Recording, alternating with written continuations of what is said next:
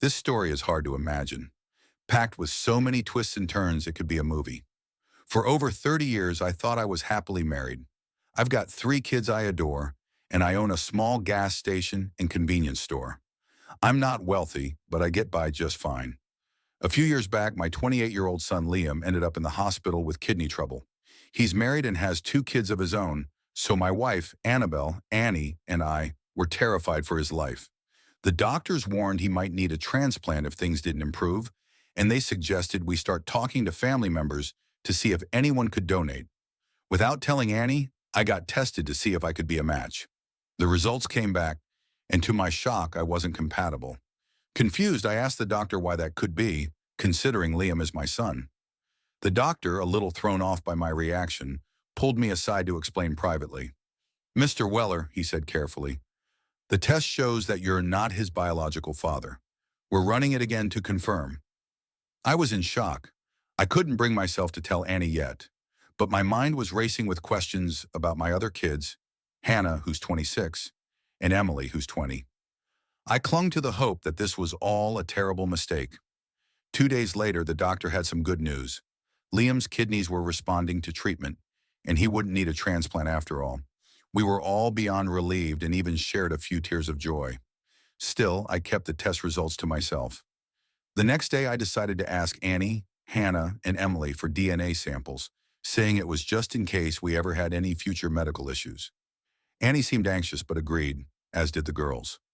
I also collected a sample from Hannah's family for comparison. Soon after, the hospital confirmed what I'd feared. Liam wasn't my biological son. Determined to find out the truth, I asked them to run tests on the other samples. "Mr. Weller," they asked, "are any of these people your family?" "They're all my family," I replied, "but I need to know if Hannah and Emily are biologically mine." Liam was discharged from the hospital a few days later, and after a week of recovery, he was ready to go back to work. Everyone was relieved that he hadn't needed dialysis or a transplant. Meanwhile, I was doing my best to stay calm, but it was hard. I needed answers, especially about my daughters. Annie noticed I was acting differently and asked about it almost every night. I told her I was just worried about the kids, which was only part of the truth. One evening, I came home to find Annie in tears, holding papers from the hospital. She looked up at me, devastated. "When did you do it, and why?" she asked. "I got tested to see if I could donate my kidney to Liam," I said. "The doctor told me I wasn't his biological father, so I had the girls tested too." Through her sobs, Annie confessed, "Hannah isn't yours, but Emily is." She was crying so hard I could barely understand her. "What do we do now?" I asked, feeling lost. After more than 30 years of marriage, I just learned that 2 of my 3 kids weren't mine. Annie tried to move on, saying, "That was over 28 years ago. Can't we leave the past where it belongs?" "No, we can't. You had an affair, Annie.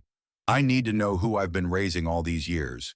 Hannah and Liam are siblings, so this wasn't some one-time thing. Who were you involved with?" After a long silence, she finally admitted, "It was Harvey. I know it was stupid and wrong, but it's over."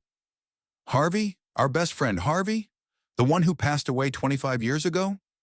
I felt like I'd been punched in the gut. "Did his wife Mary know? Was she involved too?" "Please, Ethan, I don't want to talk about this. I love you. This is ancient history. Can't we just move on?" "Are you out of your mind?" I shot back. "We got married, and within a year you were already sleeping with Harvey. I've spent my life raising his child as my own. If he hadn't died, would you still be seeing him?" Annie broke down and started talking, almost like she couldn't stop herself. "I know you and Harvey were friends. I loved him, but he chose Mary. I loved you too, just not as much. After he married Mary, I was heartbroken. Then you proposed, and I said yes, partly to spite him. After we got married, Harvey started visiting whenever you weren't around. It just happened. He stopped coming by after I got pregnant with Liam. He even asked if Liam was his, and I told him I wasn't sure, but wouldn't tell you unless he left Mary for me. He just laughed and said you could raise his kid instead." "Are you serious?" I spat out, disgusted. "Do you really think I'd believe it just happened? And what about Hannah? Did that just happen too? I told him he couldn't come around unless Mary was with him." she said, trembling. But one day he forced himself on me. He threatened to tell you about Liam if I didn't keep quiet. He hurt me and said he hoped I'd end up pregnant again. I couldn't tell you. I was terrified I'd lose you. Then, after Hannah was born, Harvey died in that car crash. I was sad, but I felt a strange relief, like I could finally put it all behind me and focus on us. I could barely stand to look at her. You think we had a good life? Now I see it was all based on lies. You cheated on me and married me while still in love with another man. You even had kids with him. And now you expect me to just forget all of this. I'm going to see a lawyer, I told her, and start divorce proceedings. Ethan, please don't, she begged. What about our kids? What are you going to tell them? You can explain it to them yourself. And just so you know, I don't believe for a second that Harvey forced himself on you. If he hadn't died, you would have kept the affair going. You've got 1 week to tell me everything, or I'll tell them myself. And I'm guessing Liam and Hannah don't know I'm not their biological father. No one knows except me, she whispered, looking utterly defeated. And now you. Please, Ethan. They love you. Don't hurt them by telling them their real father is a man they never even met. I'm their father. I've raised them, and that responsibility isn't going anywhere. Both of us will remain here until the divorce is settled. Unless, of course, there's another guy you're hiding somewhere. That wouldn't surprise me at this point. Ethan, you know that's inappropriate, she shot back, acting all righteous. The real issue is I've been with you for 30 years, and it's painfully clear I never truly knew who you were. I'll move into the guest room because I don't want anything to do with you, Jessica. When I left to settle into the guest room, Jessica was in tears. 2 days later, I got a call from the sheriff. Jessica's car had veered off the road after speeding and failing to navigate a sharp turn. She died on impact. The sheriff asked if we'd had any recent issues, but I downplayed it, calling it a straightforward accident, though they planned to wait for autopsy results to confirm. Telling the kids was gut-wrenching. The news tore us all up, but I couldn't shake this gnawing feeling. Was it really just a crash, or could something darker have led to it? A few days later, the autopsy came back, and it was officially ruled an accident. At her funeral, I mourned deeply, even with the divorce in motion. 3 decades together isn't easy to forget, even after the betrayal, and I was left to wrestle with mixed emotions. I decided not to disclose her affair. After the funeral, I asked my daughters and daughter-in-law to go through Jessica's things and keep what they wanted, holding on to just a few precious family photos myself. The what-ifs haunted me, wondering if I'd somehow changed the course of things or if fate had taken its own toll. It's been 2 years since that day, right around the holidays, when I suddenly found myself alone again. My son and my eldest daughter live about 100 miles away, so I told them I'd visit for a day or two. Emily, who's finishing college, planned to travel to England with her friends over the holidays. She was worried about me being on my own, but I reassured her I'd managed fine for the past 2 years and kept busy at the service station. I was hardly ever truly alone. One afternoon while I was watching TV, an ad about donating $24 a month to help kids in third world countries came on. It got me thinking about where that money actually ends up.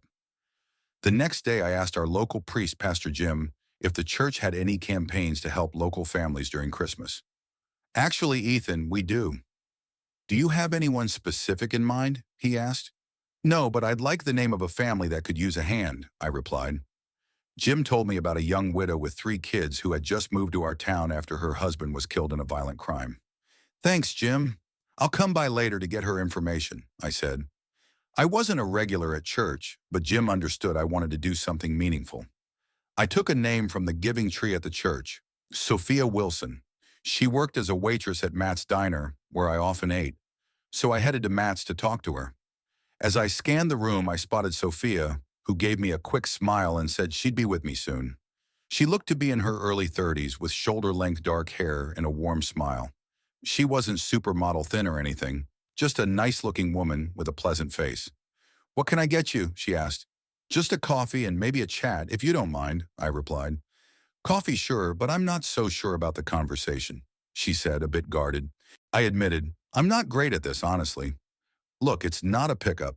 I picked your name off the church's giving tree, and I'd like to be your friend for the holidays. She seemed wary, raising an eyebrow. I'm not sure what that means, but I'll get your coffee. She talked to Matt, who gave her a nod, then returned with my coffee. Okay, Matt says you're all right. I get hit on a lot, and I don't need that hassle. So what do you mean by holiday friend? The church put your kids' names on the tree, but I came up with this myself. If it's better, I can just get some gifts for your kid, I explained. I saw a commercial about donating to kids in other countries, but I wanted to do something closer to home for Thanksgiving and Christmas. I'm not rich, but I can help out a family, and I picked yours. Her eyes welled up and she looked stunned. Are you serious? I was so worried about my kids this year. You know my husband. I know, Sophia. He was killed. Let me help you. If you feel like I'm overstepping, just say the word and I'll back off. Why are you doing this? Don't you have a family of your own to look after? My wife passed in a car crash 2 years ago. I don't mind talking about it, really. The holidays have been lonely, and I'd like to help someone else find happiness this year. My kids are grown and well. What do you say? Could we be friends for the season? She looked at me, softening a bit. You seem like a kind man, Ethan. For my kids' sake, I'll say yes, but no games, please. We've been through enough. Of course. Let's start by getting you a coffee refill, and we'll chat about what you might need, I said. She nodded, poured more coffee, then excused herself to get back to work, but agreed to talk more after her shift. The next day I asked her out to dinner, but she said she'd be with her kids. Instead, she invited me over for dinner, so I offered to bring pizza.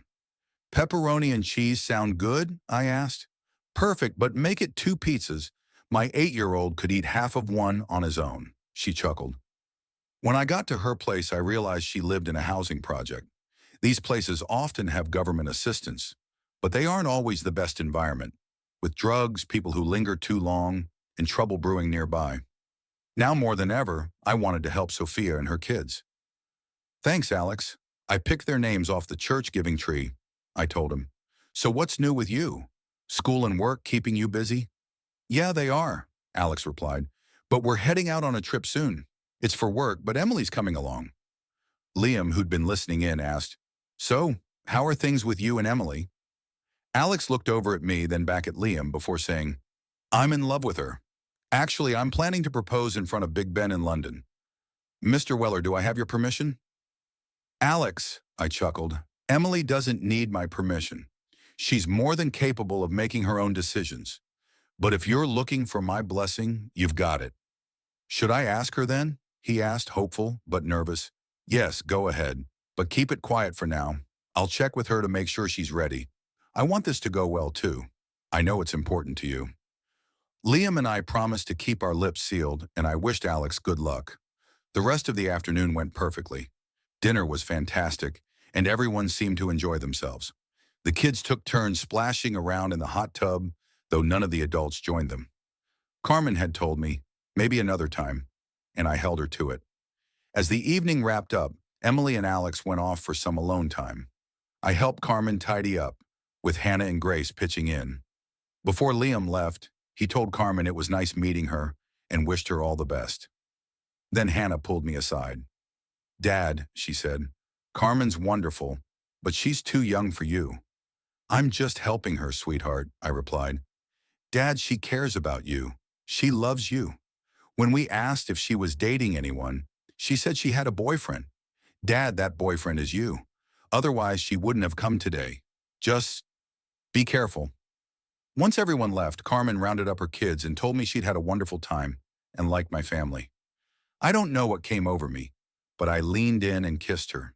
It was a gentle, lingering kiss, and when we pulled apart, there were tears in her eyes. You didn't have to do that, Ethan, she whispered.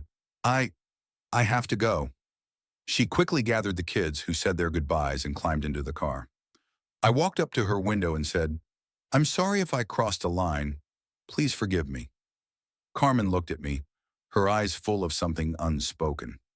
The thing is, Ethan, she said softly, I've wanted you to do that for a long time. Then she drove away, and I didn't hear from her for days. I started to worry that I'd done something wrong. That Monday, I stopped by the restaurant, but she wasn't there. Matt told me she'd taken Lily to daycare and would be back later. I'd hoped to catch her at lunch, but I got called in to cover a shift, so I couldn't make it. I figured maybe giving her a bit of space was best for now. I had overstepped after all. That evening, as I walked through the door, my phone rang. It was Carmen. "Ethan," she started, her voice trembling. "I'm so sorry. Our apartment was broken into. They took everything, even the old TV. We're left with nothing but our clothes." Her voice broke, and she started to cry. "I don't know what to do. The police are here, taking a report." "That's terrible, Carmen. Listen, pack up your things and I'll be there in 15 minutes. Everything will be okay, I promise." "Ethan, I didn't know who else to call." "It's all right, Carmen. I'm glad you called. Now go get packed. I'll be there soon." I drove over to her place and found her and the kids huddled together. Little Lily was crying, clearly frightened. I reassured her as best I could and decided to take them all to my place. Carmen looked surprised. "I thought you were just dropping us off at a motel for the night," she said. "No, you're coming home with me. Pack your car and take mine with the kids. I'll drive yours back," I replied. She didn't argue. She just followed my instructions. I spoke briefly with the police officer, gave him my number, and let him know they'd be staying with me for a bit. He warned me they probably wouldn't recover anything, then helped me get her car started so we could head home. When we got back, Carmen and the kids waited on the porch. "It's open," I said. "Why didn't you go in?" "Well, you weren't here and we didn't feel right just walking in," she answered. "All right, come on, boys, let's bring the bags in. Chris and David, take your things to the bunk bedroom. Put Lily's and your mom's stuff in the front bedroom, or if you're unsure, just leave it in the living room." I turned to Carmen and said, "We need to talk." Lily joined in, trying to help her brothers settle in. "Ethan, we can't stay here. What will your kids think?" Carmen asked, looking uncertain. "Right now, you and the kids need a place. Let's just try this for a few days. You and Lily can use the front bedroom, and the boys will have space upstairs." "Ethan, the boys have school and Lily has kindergarten. I have to work." "It's manageable, Carmen. It won't be too much of a hassle. You might need to leave a little earlier, and I can help with school runs. Call their schools, explain the situation, and add my name for pickups and drop-offs. It'll work out, I promise." "Ethan, I care about you. A lot. Your kids know it. I need you to know it too," she said a little tearfully. "I can't hide my feelings anymore." "You don't need to," I said, smiling. "And I'm not sorry I kissed you either. Just thought you should know." Upstairs, I checked to make sure the dressers were clear for the boys, while Carmen helped them organize their things. Once everyone joined us, Lily asked if she could put her stuff away. I took the boys to start dinner, settling on hot dogs and macaroni and cheese. Over the meal, Carmen asked about house rules. I explained that we'd ease into it, but for now they needed permission for everything, especially the pool. Rooms needed to stay tidy too. Carmen chuckled, already aware of her boys' messier habits. I looked at all three kids, including Lily, who was grinning at me, and said, "All right, kids, this is your home now. Have fun, but remember to check with your mom if you're unsure about anything." "Uncle Ethan, what if we get hungry?" Chris asked. "There will always be food here, Chris. And if you're ever unsure, remember, if your mom says no, don't ask me. And if I say no, don't ask her." Just then, Lily raised her hand, which made me laugh. "What is it, sweetheart?" Carmen asked. "Can we play with the toys downstairs, even though they're not ours?" "You're welcome to play with everything downstairs. Santa might even bring you some of your own," I replied, smiling. As the evening wore on, Carmen hugged me with tears in her eyes. "Ethan, I don't know what we would have done without you." She wiped her eyes and I squeezed her hand, saying, "I'll always be here for you. Now let's go see what the kids are up to." We went to the basement to join them. It felt like a real family. For the first time in a long while, I felt that warm sense of togetherness. Later, Carmen sent the kids to bathe and get ready for bed. She asked if Lily could use the main bathroom downstairs. "Carmen, this is your home now too," I assured her. "Use whatever you need." While Carmen got the kids ready, I went to my office. A little while later, Lily peeked in, dressed in her pajamas. "Hey, Lily, do you need anything?" I asked. "I wanted to kiss you goodnight, but Mom said I had to wait for you to say it was okay. Come on in, sweetie." She climbed onto my lap, wrapped her little arms around my neck, and gave me a kiss on the cheek. "Good night, Uncle Ethan," she said. "Good night, sweetheart," I replied. "Where's your mom?" "Upstairs, arguing with Chrissy and Davide." She giggled. All right, let's go see if we can help. We headed upstairs and found Carmen caught in the middle of a bunk bed dispute. Mom, Chris always gets his way just because he's older, David protested. Chris, Carmen said, being older means you should be a bit wiser too. How about you guys take turns using the top bunk? Chris thought for a moment and agreed. All right, David, you can have it this month and I'll take it next month. The house felt alive with energy that night. Kids laughing, Carmen bustling around, and me just trying to soak it all in. It felt almost normal, like we'd been living this way for years even though it was only a matter of days. We had our little routines already, and for a moment, I allowed myself to believe this could be something permanent. Later on, after we'd gotten the kids settled into their beds, Carmen came downstairs to join me. She was quiet at first, but I could tell she was thinking about something. Ethan, she started, sitting beside me on the couch. I know this is all a bit sudden, and I've been through a lot recently, but I want you to know I'm really grateful. She looked at me and I saw the sincerity in her eyes. I'm glad I could help, Carmen, I said, looking back at her. You're not alone in this. You and the kids are welcome here, as long as you need. Carmen gave me a small smile, but there was still something in her eyes, a kind of longing that didn't match the gratitude.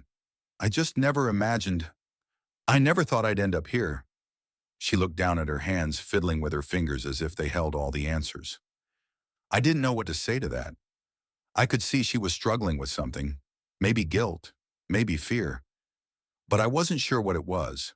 I just knew that she was in a tough spot, and I wasn't about to make things harder for her. It's okay, Carmen, I said, offering her a reassuring smile.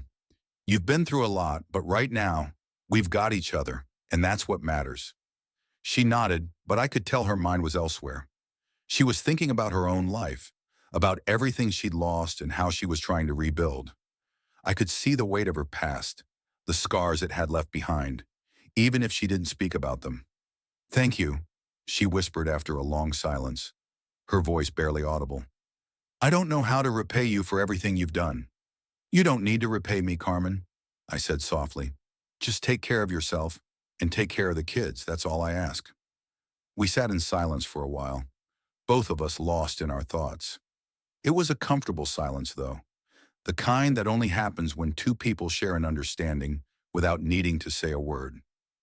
Then the quiet was broken by the sound of footsteps upstairs. One of the kids had woken up, probably needing something.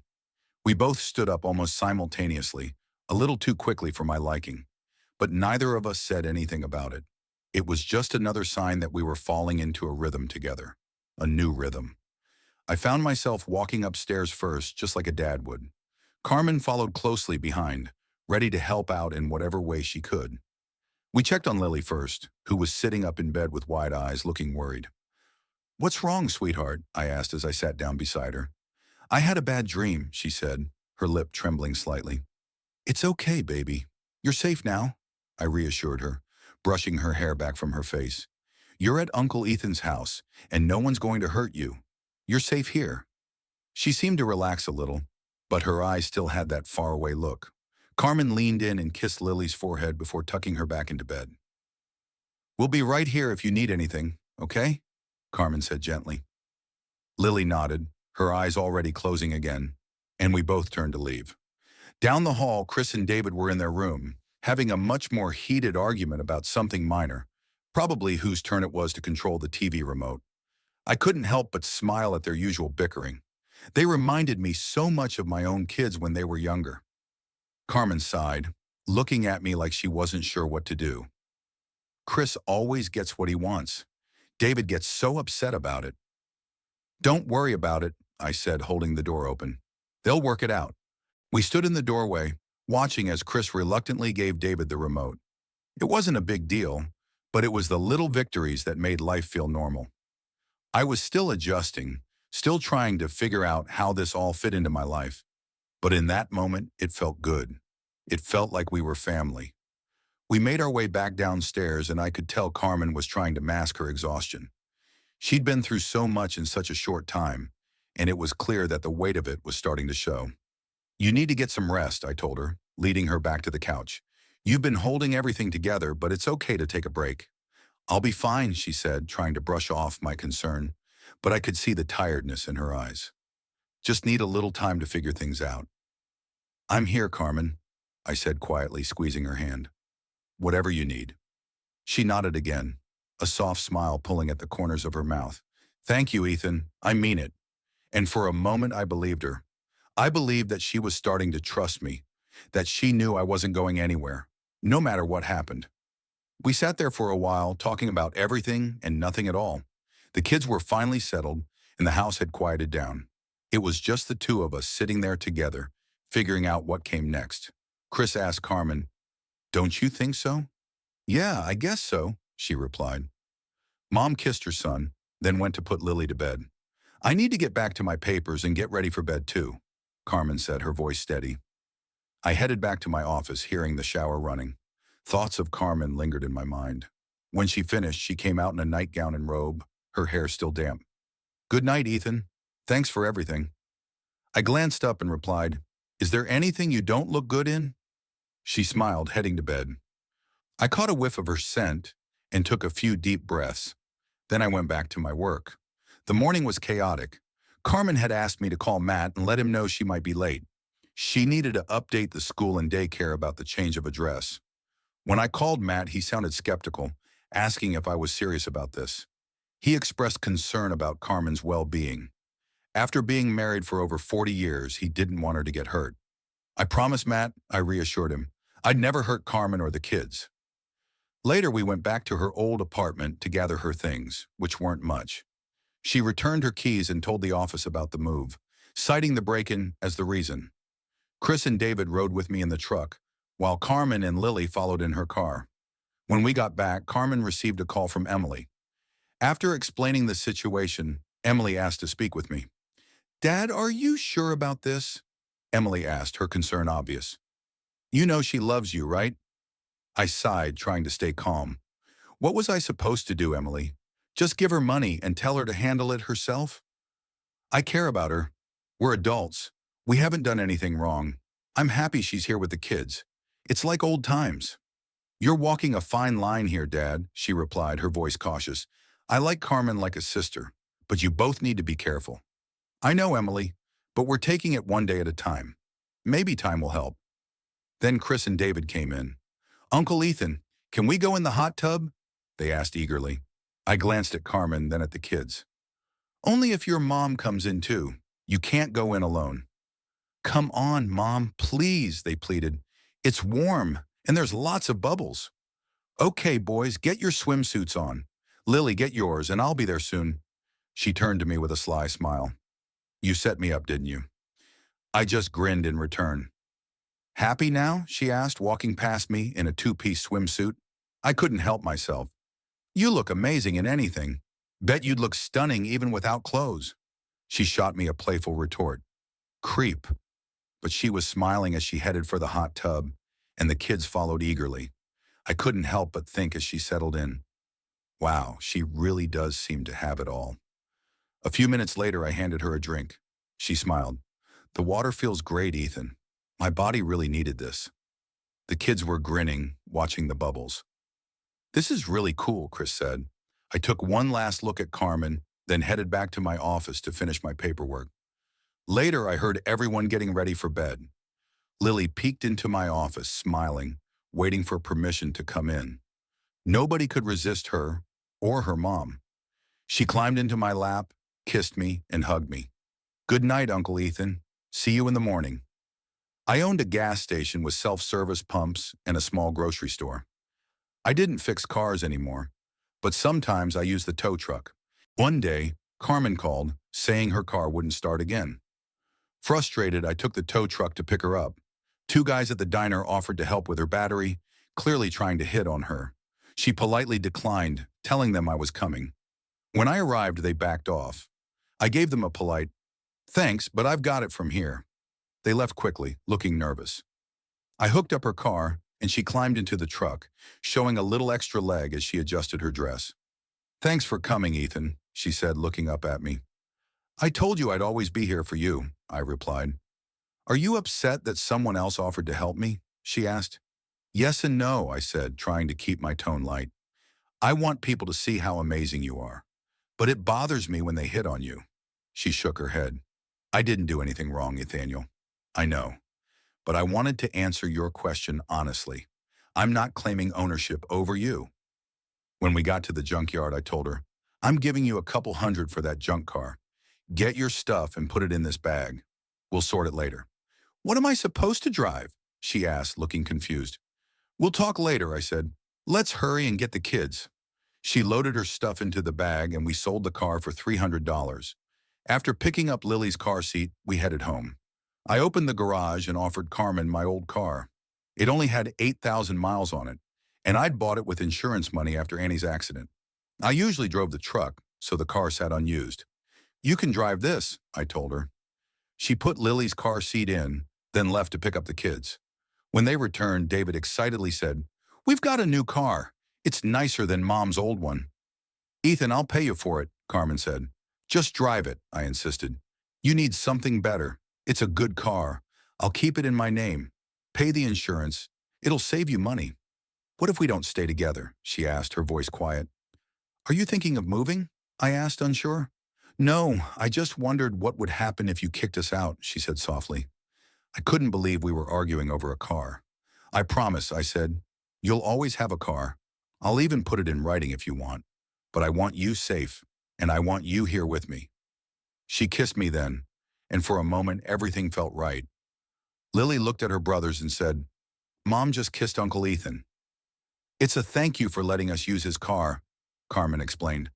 No, she corrected. It's your mom's car now. She kissed me because I gave it to her. Carmen kissed me again. Okay, everyone, time to get ready for dinner. Should I cook or should Mom take us to McDonald's in her new car? McDonald's! Everyone shouted in unison. Chris asked Carmen, Don't you think so? Yeah, I guess so, she replied.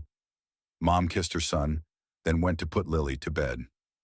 I need to get back to my papers and get ready for bed too, Carmen said, her voice steady. I headed back to my office, hearing the shower running. Thoughts of Carmen lingered in my mind. When she finished, she came out in a nightgown and robe, her hair still damp. Good night, Ethan. Thanks for everything.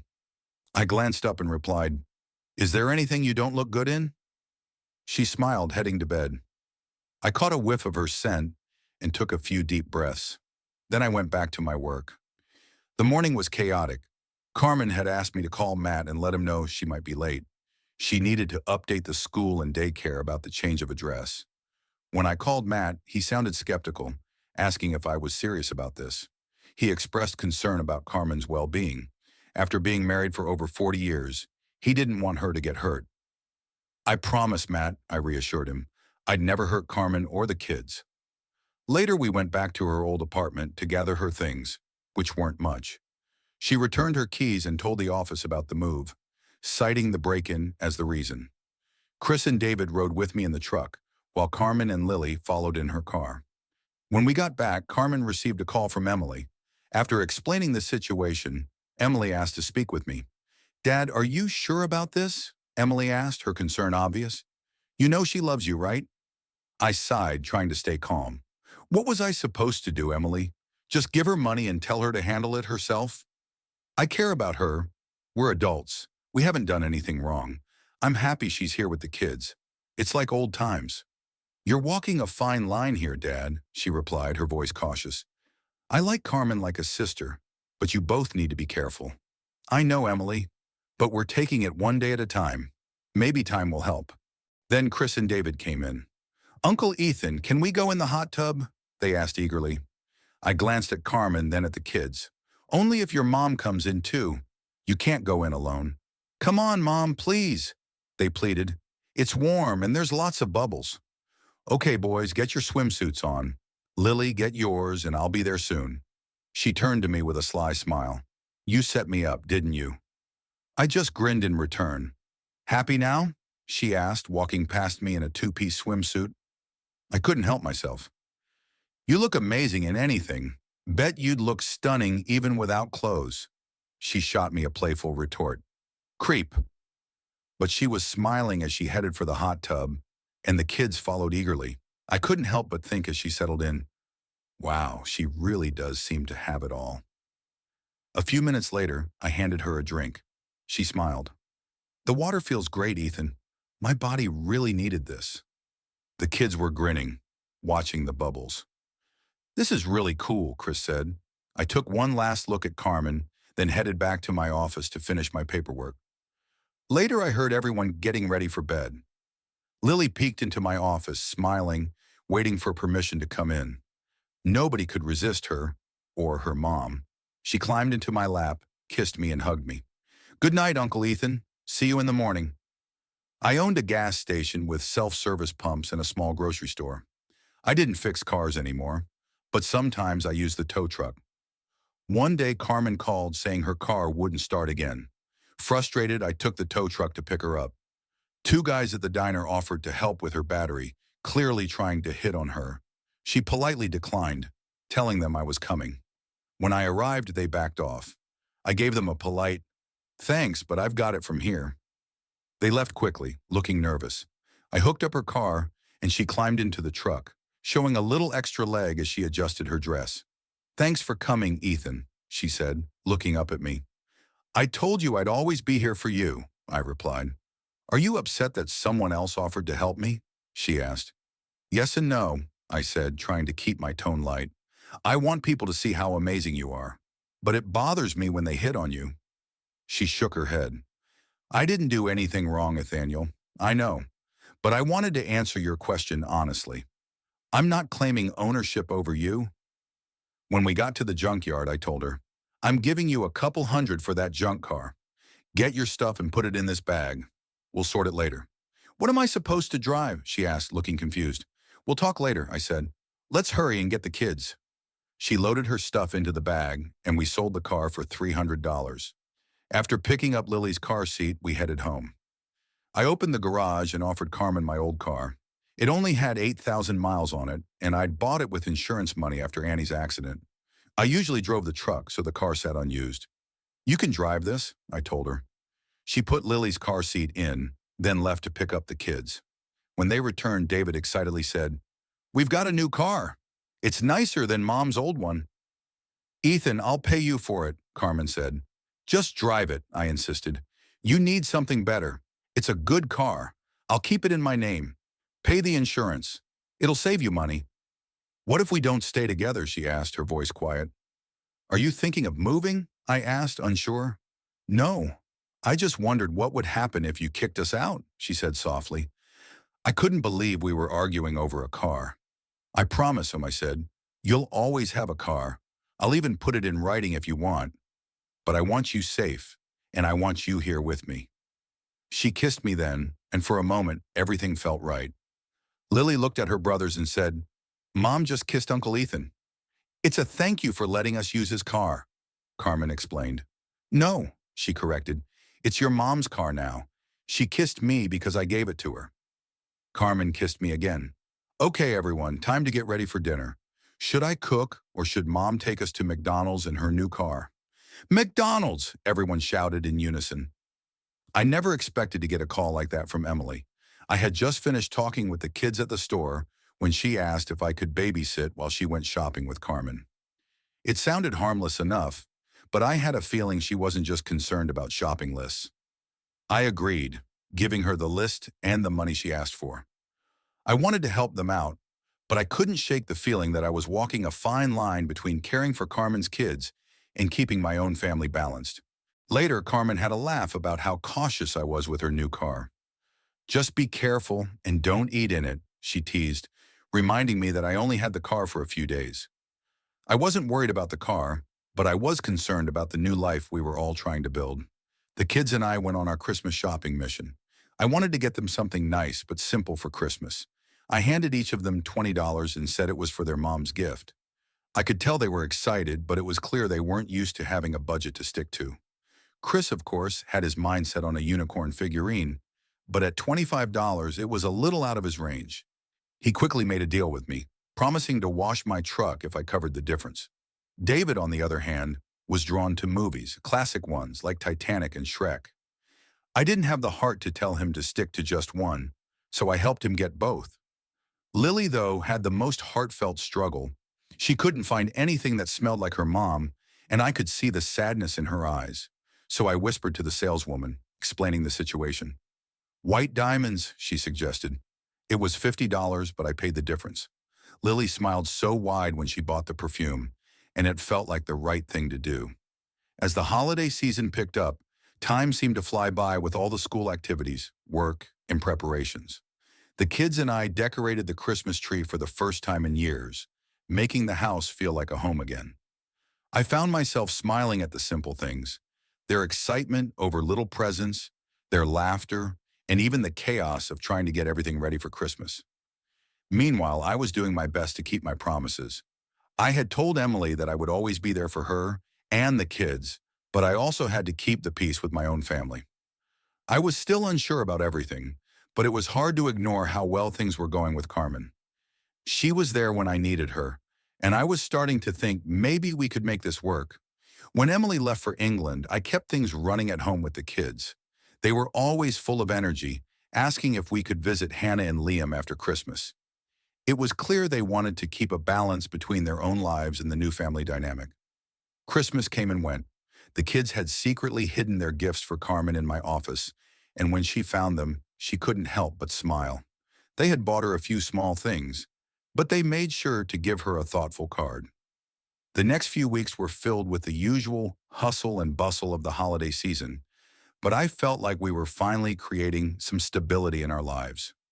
Emily's return from England wasn't the only thing that would change things for us.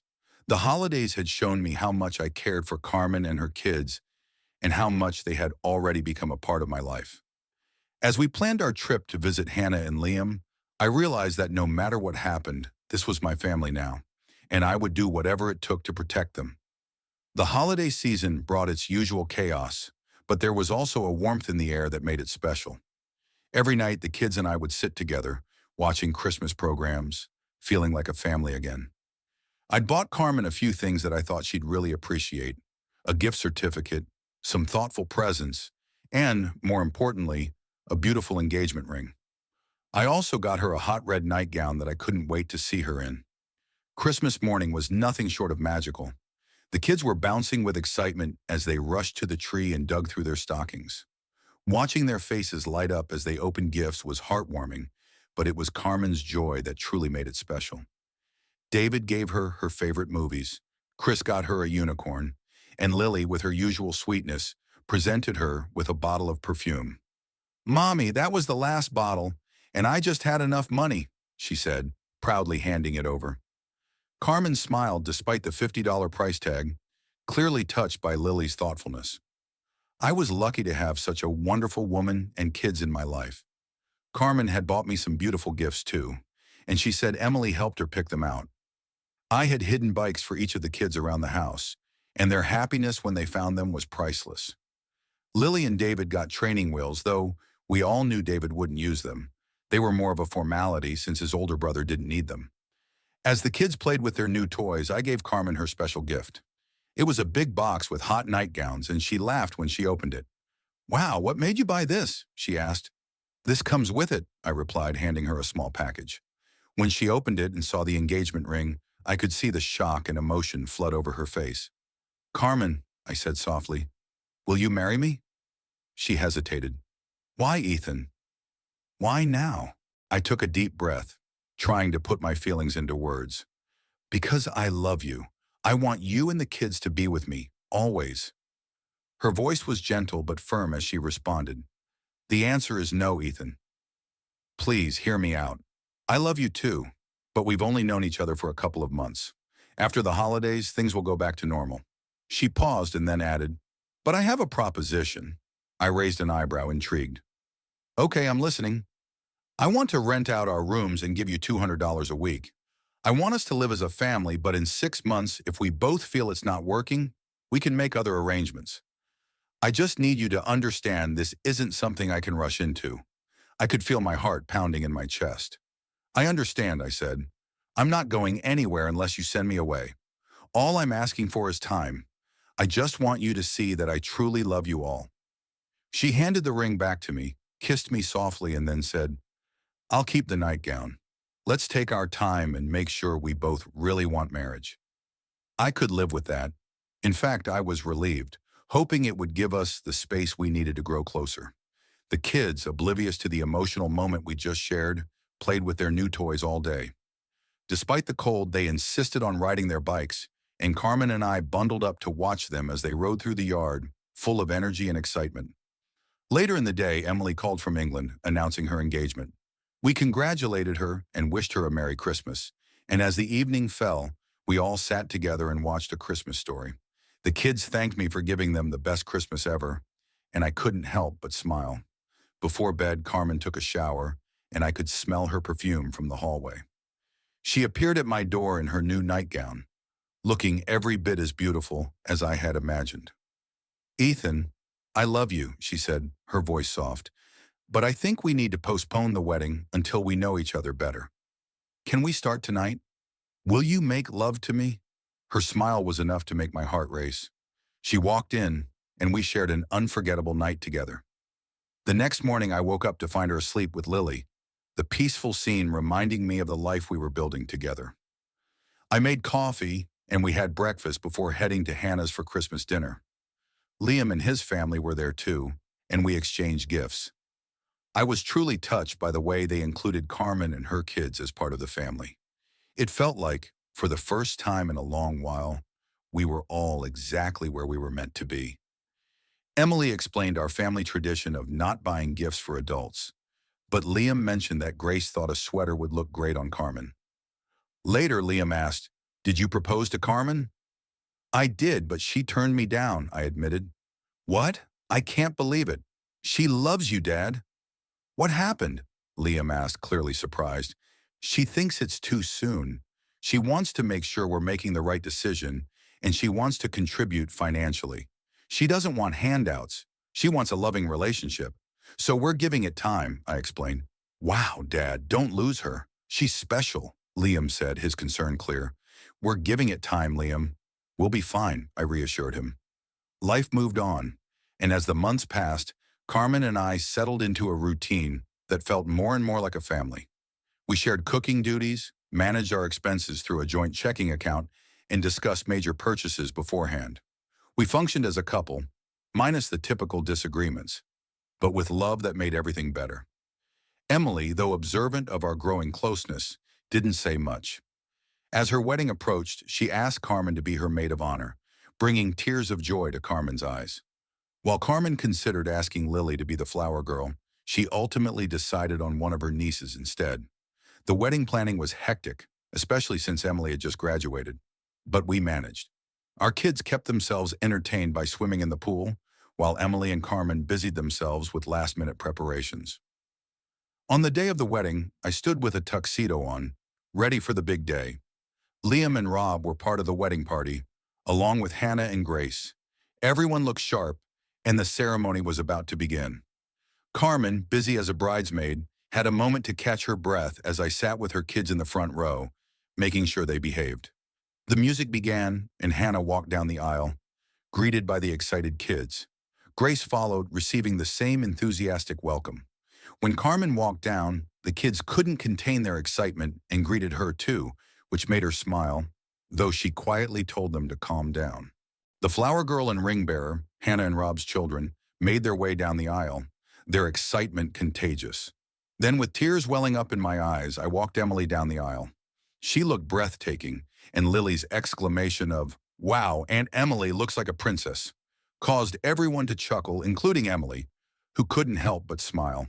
When I took my seat, I looked around at my family.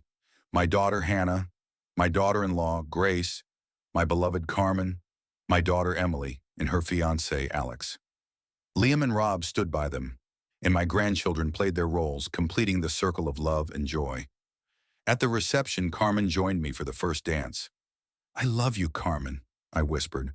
"I love you too, Ethan," she replied. "Are you serious? Do you really want this?" "I mean it, deeply," I said, looking into her eyes. She kissed me, and it felt like a declaration to the world, not just in private. Later, during the bouquet toss, Liam urged Carmen to join, since she was still single. As Emily tossed the bouquet, it landed right in Carmen's hands. Then, during the garter toss, Alex handed it to me, saying, "This belongs to my father-in-law." Everyone looked at me in anticipation, I knelt down in front of Carmen, sliding the garter up her leg to her hip. I pulled out the engagement ring I had kept hidden, and still kneeling, I said, "Carmen, after 6 months surrounded by family and friends, I propose to you. Will you marry me?" Silence filled the room as everyone held their breath. Then from the crowd, Lily stepped forward. Seeing her mother's tearful eyes, she urged, "Say yes, Mommy." Through her tears, Carmen looked at me and then to Lily. "Ethan, I love you wholeheartedly," she said, her voice thick with emotion. "I'll do anything to make you happy. Yes, I'll marry you." Cheers erupted, and Emily rushed to Carmen's side, both of them crying. There likely wasn't a dry eye in the room, including mine, as I kissed my bride-to-be. As the months passed, Carmen left her job at Matt's Diner to help run the gas station and convenience store. She was well-liked by everyone, and her presence made the workplace feel more like a family. We started discussing adoption, something we would decide on together when the time was right. Lily already called me Daddy, and the boys sometimes switched between Daddy and Uncle Ethan, perhaps to confuse their friends. Reflecting on life, I couldn't help but wonder how things would have turned out if I hadn't learned about Harvey, or if Annie's accident hadn't happened. Life felt fragile, and the impact of early mistakes weighed heavily on my mind.